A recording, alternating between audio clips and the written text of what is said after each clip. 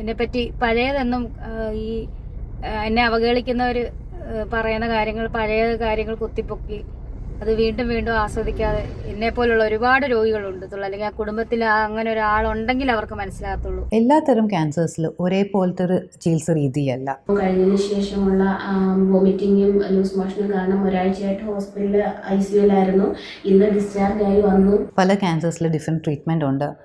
Breast ക്യാൻസേഴ്സിൽ തന്നെ different ആയ treatments ഒക്കെ ഉണ്ട്. കഴിഞ്ഞ പ്രാവശ്യത്തെ കീമോയെക്കാളും കൂടുതലും ഭയങ്കരമായിട്ട് ശരീരത്തിന് ഭയങ്കര അസ്വസ്ഥതയും ക്ഷീണവും ഛർദിലും ഒക്കെ ആയിരുന്നു. എല്ലാവരും ഇപ്പോൾ സമൂഹ മാധ്യമങ്ങളിൽ കൂടി കുറേ ബ്ലോഗേഴ്സ് പറഞ്ഞുകൊണ്ടിരിക്കുന്നു അത് ബില്ല് അത് AI ആണെന്നും അങ്ങനെ ഞങ്ങളത് ഉണ്ടാക്കിയതാണെന്നും ഒക്കെ പറയുന്നു. Hello, I am Mukesh Yadav Madhav. ഇവിടെ ഇപ്പോഴും രേണുസുധിക്ക് ഇങ്ങനൊരു അവസ്ഥ വന്നത്, ഇല്ലെങ്കിൽ തൻ്റെ അവസ്ഥ വീണ്ടും പ്രേക്ഷകർക്ക് പറഞ്ഞു കൊടുക്കേണ്ട അവസ്ഥ വരുന്നത് വളരെ ദയനീയമാണ് എന്ന് തന്നെ പറയേണ്ടി വരും. കാരണം പലരും ഇപ്പോഴും വിശ്വസിക്കുന്നില്ല രേണുസുധിക്ക് ക്യാൻസർ ഉണ്ടെന്നും അതുപോലെ തന്നെ രേണുസുധിക്ക് HER2 പോസിറ്റീവ് എന്ന തരത്തിലുള്ള ക്യാൻസർ ആണെന്നും. അവിടേക്ക് അത് വീണ്ടും വീണ്ടും എടുത്തു പറയേണ്ട ആവശ്യകത വരുന്നത് പലരും ഇത് വിശ്വസിക്കുന്നില്ല എന്നുള്ളതാണ്. പലരും ഇപ്പോഴും ക്രിറ്റിസൈസ് ചെയ്തുകൊണ്ടിരിക്കുകയാണ്, ഇത് ക്യാൻസർ ആണോ, ഇത്രയും എമൗണ്ട് ആകുമോ എന്നുള്ള ചോദ്യങ്ങളാണ് പലരും ഉന്നയിക്കുന്നത്. അവിടേക്ക് ഇത് ക്യാൻസർ അല്ല, ഈ രോഗത്തിന് ഇത്രയും പൈസ വേണ്ട എന്ന് പലരും പറയുമ്പോൾ അത് രേണുസുധിക്ക് കിട്ടുന്ന സഹായം, ഇല്ലെങ്കിൽ ഈ അവസ്ഥയിൽ ആ കുടുംബത്തിന് കിട്ടുന്ന സഹായം അത് മുടക്കുന്ന രീതിയിലേക്ക് തന്നെയാണ് പോയിക്കൊണ്ടിരിക്കുന്നത്. പല വ്ളോഗേഴ്സും പല കാര്യങ്ങളും ചെയ്യുന്നത് ചിലപ്പോൾ നല്ല ഉദ്ദേശത്തോടു കൂടിയായിരിക്കും. പക്ഷേ ചിലരുടെ വീഡിയോ കാരണം രേണുസുധിയുടെ അസുഖം പോലും ഇപ്പോൾ ഫേക്കാണ് എന്ന തരത്തിലാണ് പലരും പറഞ്ഞു നടക്കുന്നത്. അവിടെയൊക്കെ ആലോചിക്കണം, സാധാരണ രീതിയിലുള്ള ഒരു ബ്രസ്റ്റ് ക്യാൻസർ അല്ല. HER2 പോസിറ്റീവ് എന്ന് പറയുമ്പോൾ തന്നെ അത് മറ്റൊരു തരത്തിലുള്ള ക്യാൻസറാണ്. അതുപോലെ തന്നെ കീമോ ചെയ്യുന്നതിന് മുമ്പുള്ള ഇഞ്ചക്ഷൻ, ആ മരുന്നിനൊക്കെ ഏകദേശം 2 ലക്ഷത്തിൽ പുറത്താണ് വില വരുന്നത്. അങ്ങനെയുള്ളപ്പോൾ ഈ അവസരത്തിൽ രേണുവിൻ്റെ ചികിത്സയ്ക്കെതിരായിട്ടുള്ള വീഡിയോകൾ വരുമ്പോൾ, ഇല്ലെങ്കിൽ ഈ മെഡിസിനൊക്കെ ഫേക്കാണ് എന്ന തരത്തിൽ വരുമ്പോൾ, അത് ആരെങ്കിലും രേണുവിനെ സഹായിക്കാൻ വരുന്നെങ്കിൽ തന്നെ അത് രേണുവിന് കിട്ടുന്ന ഇപ്പോൾ ഉള്ള സഹായമൊക്കെ ഇല്ലാതാക്കുക മാത്രമല്ല വളരെ നെഗറ്റീവായിട്ടായിരിക്കും ആ കുടുംബത്തെയും ബാധിക്കുന്നത്. അവിടേക്ക് ഒരു ക്യാൻസർ പേഷ്യൻറ്റിന് ഇങ്ങനെ വന്ന് ഇത് ക്യാൻസർ ആണ്, എൻ്റെ ക്യാൻസർ മറ്റുള്ളവരുടെ കൂട്ടല്ല എന്ന് ആവർത്തിച്ച് പറയേണ്ടി വരുന്ന ഗതികേട് അത് ആ കുടുംബത്തിന് ആരോഗ്യം ചേർന്ന് ഉണ്ടാക്കി വെച്ചിരിക്കുകയാണ്. അതുകൊണ്ട് തന്നെയായിരിക്കണം ബില്ലടക്കം രേണുവിൻ്റെ ചേച്ചി വന്ന് പല കാര്യങ്ങളും തുറന്നു പറയേണ്ട അവസ്ഥ വന്നത്. അവിടെയൊക്കെ ബില്ലിലെ ഡേറ്റിൻ്റെ വിവാദം, അതുപോലെ തന്നെ എമൗണ്ടിൻ്റെ വിവാദം, ഇത് പഴയ ബില്ലാണ്, ഫേക്കാണ് എന്ന തരത്തിലുള്ള പ്രചരണങ്ങൾ അത് ആ കുടുംബത്തെ നല്ല രീതിയിൽ ബാധിച്ചിട്ടുണ്ട് എന്ന് തന്നെ പറയണം. എന്തായാലും ഇതിനെക്കുറിച്ച് രേണുവിൻ്റെ ചേച്ചി തന്നെ പല കാര്യങ്ങളും പറയുന്നുണ്ട്. എന്തുകൊണ്ട് ഇങ്ങനെ ആവർത്തിച്ച് പറയേണ്ടി വരുന്നു, അതും ഒരു ക്യാൻസർ പേഷ്യൻ്റെ അസുഖം ഇത്ര ക്രിട്ടിക്കലായിട്ട് പോകുന്ന സമയത്ത് വീണ്ടും വീണ്ടും ഞങ്ങൾക്ക് എന്തുകൊണ്ട് ഇങ്ങനെ പറയേണ്ടി വരുന്നു, അതിനെക്കുറിച്ച് രേണുവിൻ്റെ ചേച്ചി തന്നെ പല കാര്യങ്ങളും പറയുന്നുണ്ട്. ആദ്യം അതൊന്ന് കേട്ടു നോക്കാം. ട്രിവാൻഡ്രം മെഡിക്കൽ കോളേജ് ഇൻഹൗസ് ബാങ്കിൽ നിന്നാണ് മെഡിസിൻ ഞങ്ങൾ കളക്ട് ചെയ്യുന്നത്. ഇനി അതിന് സംശയമുള്ളവർ ഞാൻ പറഞ്ഞതുപോലെ നിങ്ങൾക്ക് കോൺടാക്ട് ചെയ്യാം.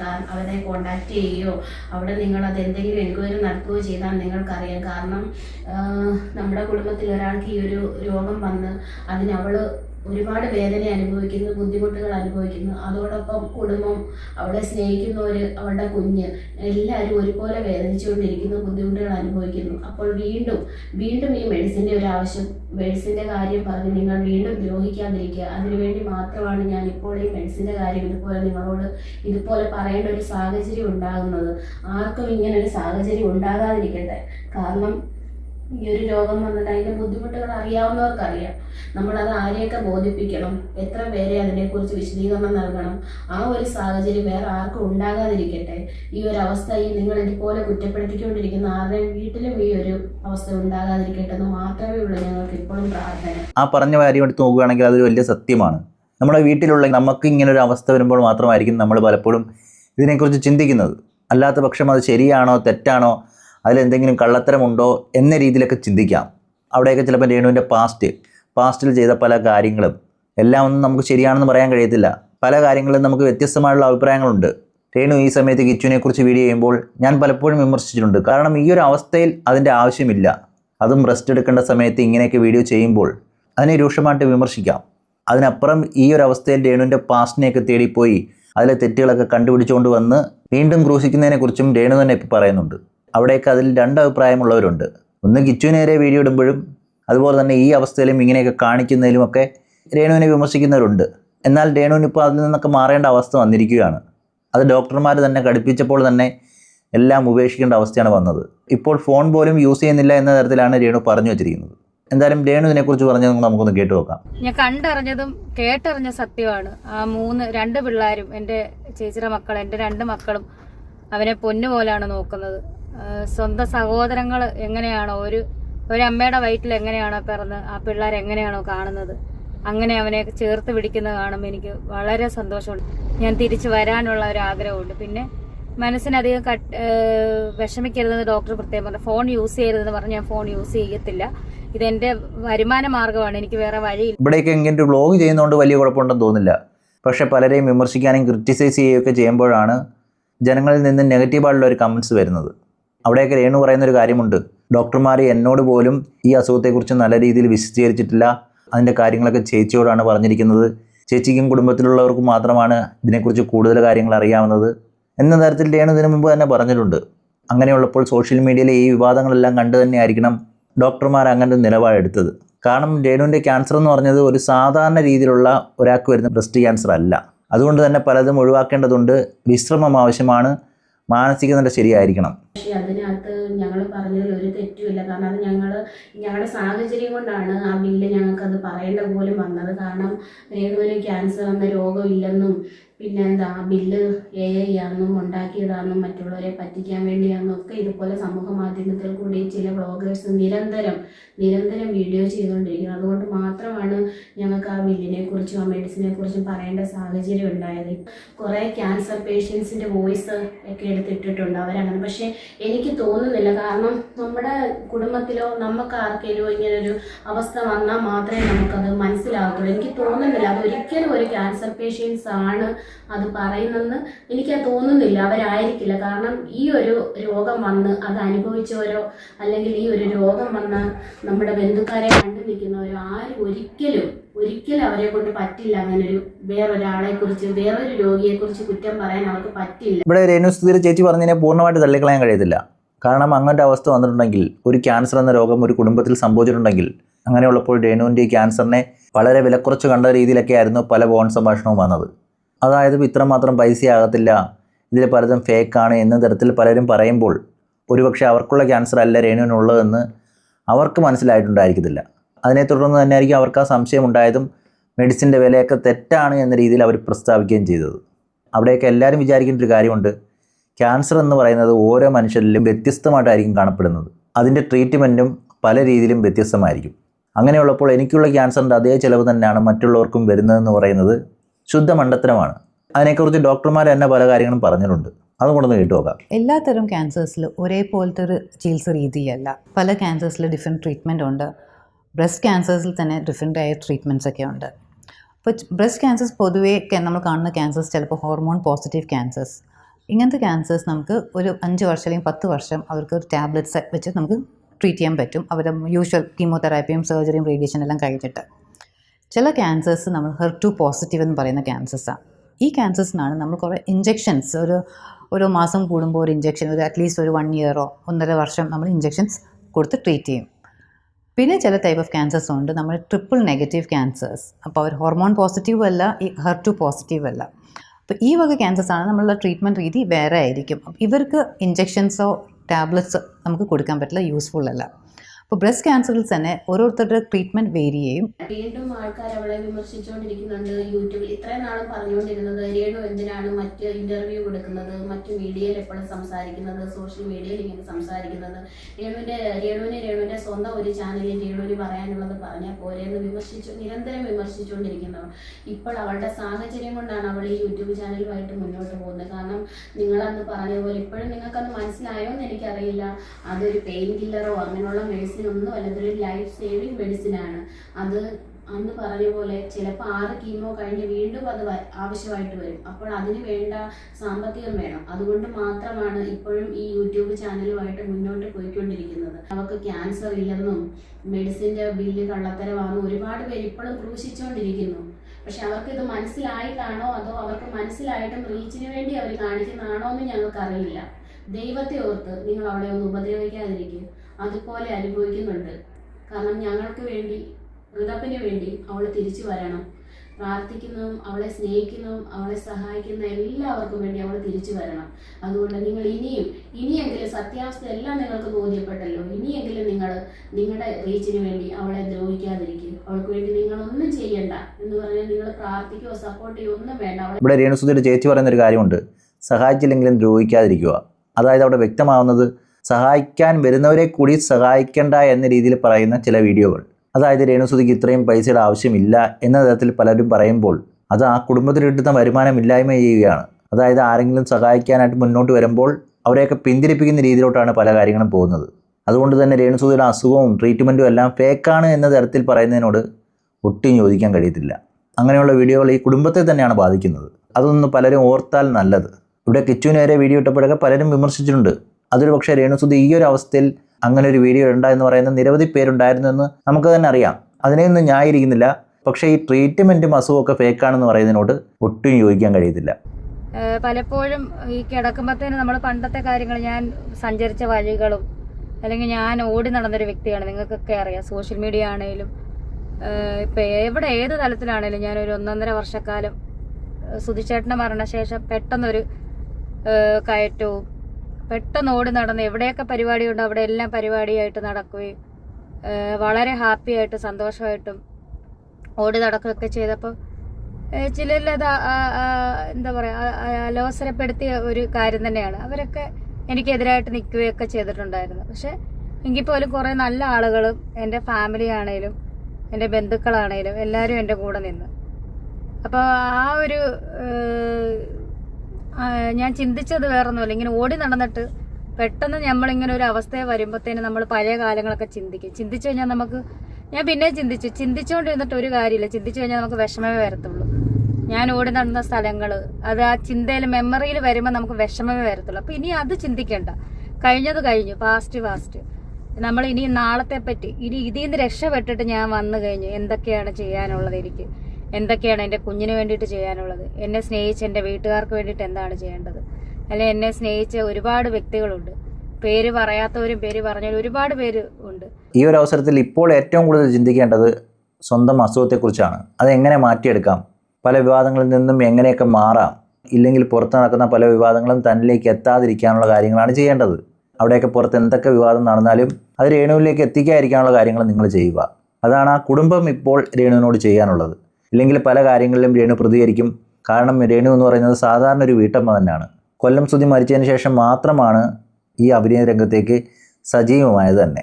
അതുകൊണ്ട് തന്നെ പഴയ പല കാര്യങ്ങളും എടുത്ത് പലരും വിമർശിക്കുകയും അത് കാണുന്ന രേണുസുധി ഒരു സാധാരണ വീട്ടമ്മ എന്ന രീതിയിൽ തന്നെ പ്രതികരിക്കുകയും ചെയ്യും. അത് രേണുവിന് തന്നെയാണ് കുഴപ്പമുണ്ടാക്കുന്നത്. ഒരുപക്ഷെ ഇപ്പോൾ ഉള്ള സപ്പോർട്ട് പോലും നാളെ കാണണമെന്നില്ല. കാരണം രേണുസുധി പല കാര്യങ്ങളും പറയുമ്പോൾ പുറത്തുനിന്നുള്ളവർ കാണുന്നത് രേണുസുധിക്ക് ക്യാൻസർ ആണോ, ഇവർക്ക് അസുഖമുണ്ടോ, ഇപ്പോഴും ഇങ്ങനെ ഒന്ന് സംസാരിക്കുന്നല്ലോ, അപ്പോൾ അതെല്ലാം ഫേക്കാണോ എന്ന തരത്തിൽ വരെ ചിന്തിക്കാം. അങ്ങനെ ചിന്തിക്കാമെന്നല്ല, പലരും അങ്ങനെ തന്നെ ചിന്തിച്ച് വയ്ക്കുന്നുണ്ട്. അത് നമുക്ക് കമൻറ്റ് ബോക്സിൽ തന്നെ കാണാം.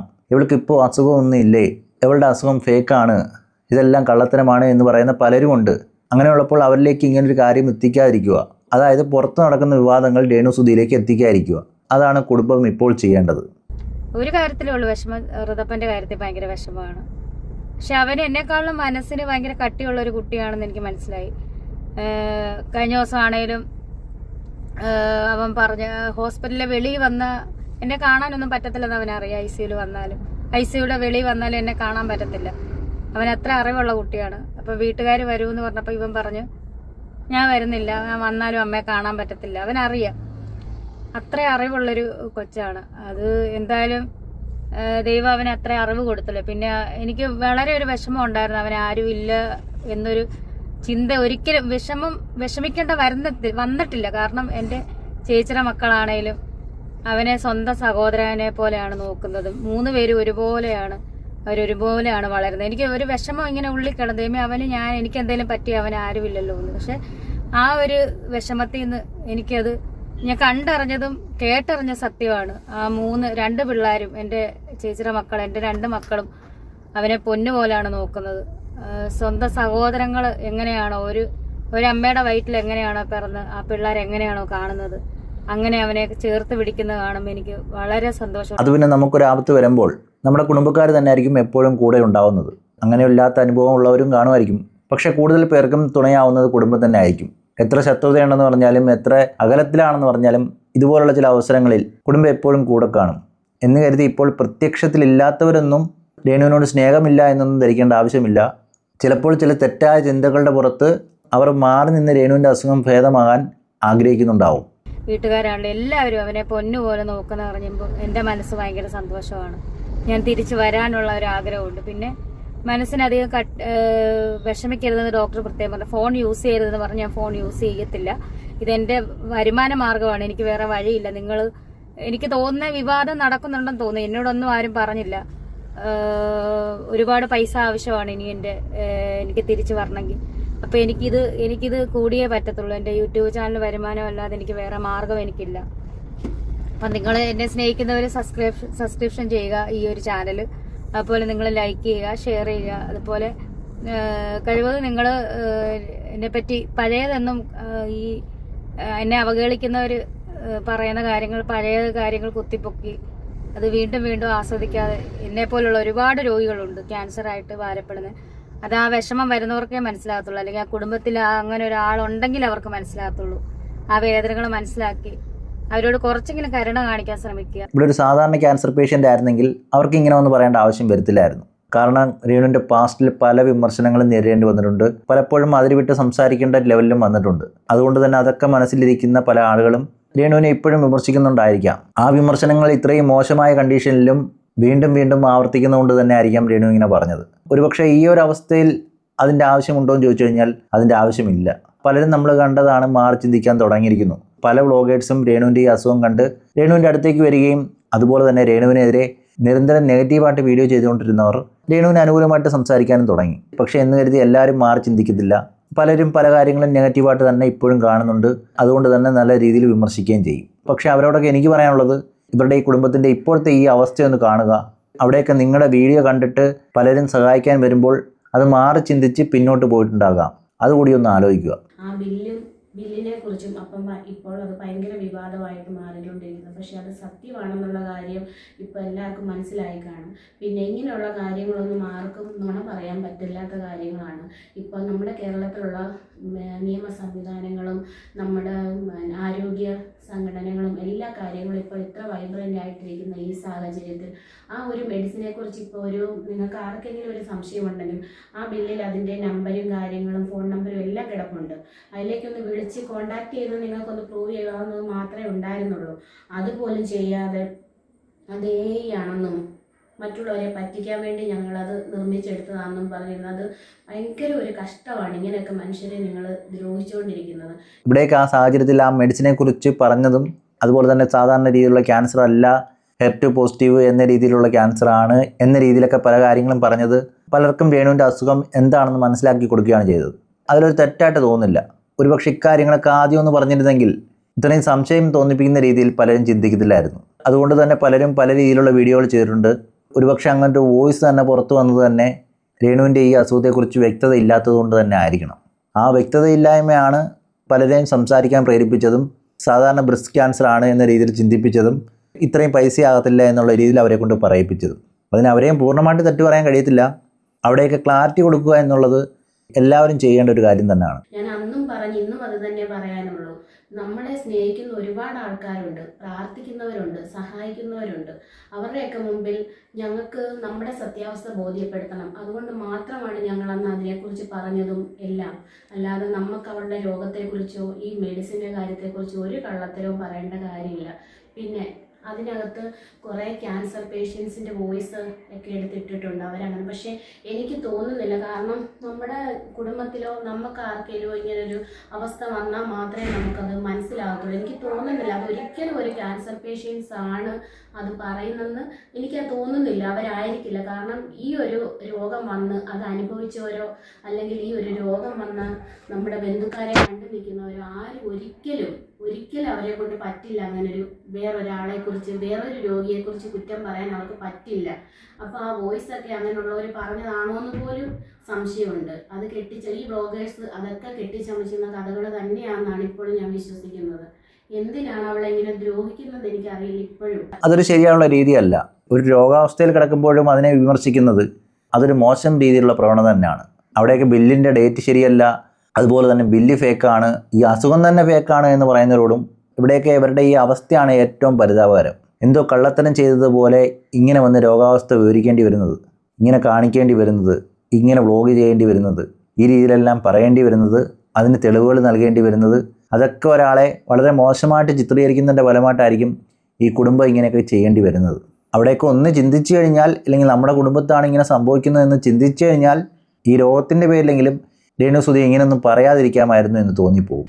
കാരണം അത് വന്നാലേ അറിയത്തുള്ളൂ അതിൻ്റെ ബുദ്ധിമുട്ടുകളും അതിൻ്റെ അസ്വസ്ഥതകളും അനുഭവിക്കുന്ന വേദനകളും. അത് ഞാൻ നേരത്തെ പറഞ്ഞ പോലെ ഒരിക്കലും ഒരു ക്യാൻസർ എന്ന രോഗം അനുഭവിച്ച ഒരാൾക്ക് ഒരിക്കലും ഇതിനകത്ത് നിങ്ങൾ ഈ കേൾപ്പിച്ചിരിക്കുന്ന വോയിസ് ഇടാൻ പറ്റില്ല. കാരണം അവരതുപോലെ അവരുടെ ജീവിതത്തിൽ അനുഭവിച്ചിട്ടുണ്ട്. അതുകൊണ്ട് അത് വെറുതെ നിങ്ങൾ എന്തിനാണ് ഇതുപോലൊരു മനുഷ്യനെ ക്രൂശിക്കാൻ വേണ്ടി ഇങ്ങനെയുള്ള വോയിസുകൾ നിരന്തരം ഇട്ടുകൊണ്ടിരിക്കുന്നത്? ഇനിയെങ്കിലും നിങ്ങളതൊന്ന് മനസ്സിലാക്കുക. ആ ഡേറ്റ്, അതാ ഫാർമസിക്ക് ലൈസൻസ് കിട്ടിയ ഡേറ്റും ആ ഇയറുമാണ് അതിൽ എഴുതിയിട്ടിരിക്കുന്നത്. പിന്നെ അവളുടെ മെഡിസിൻ മേടിച്ച ബില്ലും അവളുടെ പേരും അതിൻ്റെ താഴെ തന്നെയുണ്ട്. പിന്നെ ഞാനത് മറച്ചു വെക്കാനായിട്ട് കള്ളത്തരം കാണിച്ചു. അങ്ങനെ ഒന്നും നിങ്ങൾ ഈ മനസ്സിൽ വിചാരിച്ചിരിക്കുന്ന വിഷം പോലെ ഞാൻ ഒരിക്കലും അത് ചിന്തിച്ചിട്ടല്ല അങ്ങനെ ചെയ്തത്. ഞാൻ ആ ബില്ല് പ്രൈസ് അതിന് അത്രയും വിലയില്ലെന്ന് പറഞ്ഞുകൊണ്ട് ആ ബില്ലിൻ്റെ ആ പ്രൈസ് മാത്രം ഒന്ന് കാണണമെന്ന് വിചാരിച്ചുള്ളൂ. അല്ലാതെ നിങ്ങളെപ്പോലെ മനസ്സിൽ വിഷം നിറച്ചിട്ട് സംസാരിക്കുന്നവരെ പോലെ അത് മറച്ചു വെച്ചതോ ഇല്ലാത്തത് ക്രിയേറ്റ് ചെയ്തതോ അങ്ങനെ ഒന്നും ചെയ്തതല്ല. പിന്നെ വീണ്ടും ആൾക്കാർ അവളെ വിമർശിച്ചുകൊണ്ടിരിക്കുന്നുണ്ട് യൂട്യൂബിൽ. ഇത്രയും നാളും പറഞ്ഞുകൊണ്ടിരുന്നത് രേണു എന്തിനാണ് മറ്റ് ഇന്റർവ്യൂ കൊടുക്കുന്നത്, മറ്റ് മീഡിയയിൽ എപ്പോഴും സംസാരിക്കുന്നത്, സോഷ്യൽ മീഡിയയിൽ ഇങ്ങനെ സംസാരിക്കുന്നത്, രേണുവിന്റെ സ്വന്തം ഒരു ചാനലിൽ രേണുവിന് പറയാനുള്ളത് പറഞ്ഞാൽ പോരെ എന്ന് നിരന്തരം വിമർശിച്ചുകൊണ്ടിരിക്കുന്നതാണ്. ഇപ്പോൾ അവളുടെ സാഹചര്യം കൊണ്ടാണ് അവൾ ഈ യൂട്യൂബ് ചാനലുമായിട്ട് മുന്നോട്ട് പോകുന്നത്. കാരണം നിങ്ങളന്ന് പറഞ്ഞതുപോലെ ഇപ്പോഴും നിങ്ങൾക്കത് മനസ്സിലായോ എന്ന് എനിക്കറിയില്ല. അതൊരു പെയിൻ കില്ലറോ അങ്ങനെയുള്ള മെഡിസിൻ ഒന്നും അല്ല, ഇതൊരു ലൈഫ് സേവിങ് മെഡിസിനാണ്.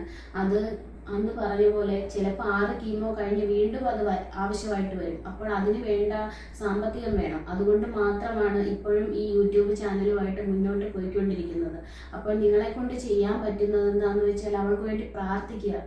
അത് മാത്രമേ ഞങ്ങൾ നിങ്ങളോട് ചോദിക്കുന്നുള്ളൂ. ഇപ്പോഴും ഇതുപോലെ കുറ്റം പറഞ്ഞുകൊണ്ടിരിക്കാതെ അവൾക്ക് വേണ്ടി ഒരു വാക്ക് പ്രാർത്ഥിക്കുക. പിന്നെ അവൾക്ക് ക്യാൻസർ ഇല്ലെന്നും മെഡിസിൻ്റെ ബില്ല് കള്ളത്തരമാണെന്നും ഒരുപാട് പേര് ഇപ്പോഴും ക്രൂശിച്ചുകൊണ്ടിരിക്കുന്നു. പക്ഷെ അവർക്കിത് മനസ്സിലായിട്ടാണോ അതോ അവർക്ക് മനസ്സിലായിട്ടും റീച്ചിന് വേണ്ടി അവർ കാണിക്കുന്നതാണോ എന്ന് ഞങ്ങൾക്കറിയില്ല. ദൈവത്തെ ഓർത്ത് നിങ്ങൾ അവളെ ഒന്ന് ഉപദ്രവിക്കാതിരിക്കുക. അതുപോലെ അനുഭവിക്കുന്നുണ്ട്. ഇവിടേക്ക് എനിക്ക് പറയാനുള്ളത് ഒന്നേ ഉള്ളൂ, ഈ അവസ്ഥയിലെങ്കിലും ഒന്ന് വെറുതെ വിടൂ. കാരണം അസുഖം ഫേക്കാണ്, ഇല്ലെങ്കിൽ ബില്ല് ഫേക്കാണ്, ഇല്ലെങ്കിൽ ഇവർക്ക് ഇത്രയും പൈസയാകത്തില്ല എന്നുള്ള രീതിയിലുള്ള ചർച്ചകൾ പൂർണ്ണമായിട്ടും ഒഴിവാക്കുന്നതായിരിക്കും ഏറ്റവും നല്ലത്. അവിടേക്ക് ഈ രോഗത്തിന് എത്രമാത്രം പൈസ ചിലവാകുമെന്നുള്ള കാര്യം ആലോചിക്കുകയാണെങ്കിൽ തന്നെ മനസ്സിലാവും അവരിപ്പോൾ ഏത് അവസ്ഥയിലൂടെയൊക്കെയാണ് കടന്നു പോകുന്നതെന്ന്. അതായത് ആ കുടുംബത്തിൻ്റെ വരുമാനം എന്ന് പറയുന്നത് തന്നെ രേണുസുതിയായിരുന്നു. ആ രേണുസുതിക്ക് തന്നെയാണ് ക്യാൻസർ എന്ന രോഗം ബാധിച്ചിരിക്കുന്നത്. അങ്ങനെയുള്ളപ്പോൾ ആകെ കിട്ടുന്നത് ഈ വ്ലോഗിലോടുള്ള പൈസ മാത്രമായിരിക്കും. ഒരുപക്ഷെ ഈ രോഗം ഫേക്കാണ്, ഇത്രയും വിലയുള്ള മരുന്നിൻ്റെ ഒന്നും ആവശ്യകതയില്ല എന്നൊക്കെ പറയുമ്പോൾ അവരെ സഹായിക്കാൻ വരുന്നവരെ കൂടി പലരുടെയും വീഡിയോകൾ പിന്തിരിപ്പിക്കുകയാണ് എന്ന് തന്നെ പറയേണ്ടി വരും. പക്ഷേ ഈ രോഗത്തിൻ്റെ പേരിലുള്ള തെറ്റായ വീഡിയോകൾ പ്രചരിപ്പിക്കാതിരിക്കുക. അത് ആ കുടുംബത്തെ നന്നായിട്ട് ബാധിക്കുമെന്ന് പറഞ്ഞുകൊണ്ട് തന്നെ ഈ വീഡിയോ നിർത്തുന്നു. അടുത്ത വീഡിയോയിൽ കാണുന്നവരേക്കും ഓക്കെ, ബൈ, സീ യു.